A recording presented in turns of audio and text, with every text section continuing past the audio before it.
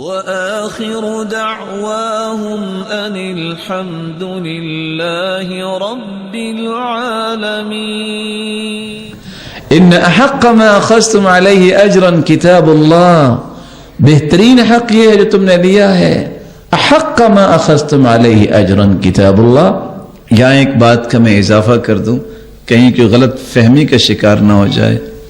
کچھ لوگوں کا یہ فتویٰ ہے اور فتویٰ ہے اور فتویٰ ہے، بس یہ جو قرآن پڑھانے والے نا یہ تو حرام ہی کھاتے ہیں کیونکہ تنخواہ لیتے ہیں نا. ہوا یہ کہ ایک بہت بڑی مجلس تھی تو ایک کہنے والے نے، بادشاہ ہوتے ہیں کچھ لوگ چلتے پھرتے، عام لوگوں میں بھی بادشاہ ہوتے ہیں، اس نے اٹھ کے کہہ دیا کہ حرام کھاتے ہیں جو قرآن پڑھا کے تنخواہ لیتے ہیں. تو برداشت کرنے والے بھی اللہ نے پیدا کیے، چلو اس نے کہہ ہی لیا تو لڑائی کو ضروری تو نہیں ہے نا.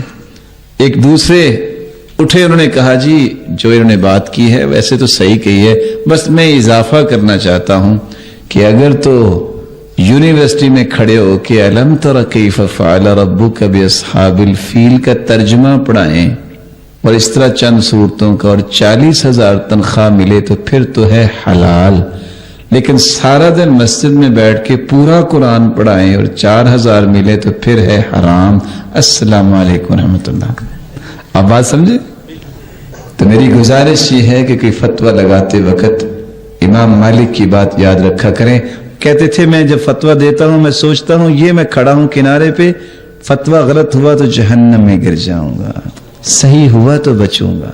میرے بھائی دین کے بارے میں جو بات آپ کرتے ہیں، اذا تکلمت عن اللہ فاستعد لسؤال اللہ، یاد رکھو جس کے بارے میں کلام کر رہے ہو اللہ کے بارے میں، قیامت کو تم سے پوچھا جائے گا کہ میں نے تو نہیں کہا، یہ کہاں سے تم نے بول دیا. اللہ ہمیں صحیح صحیح بات کرنے کی توفیق.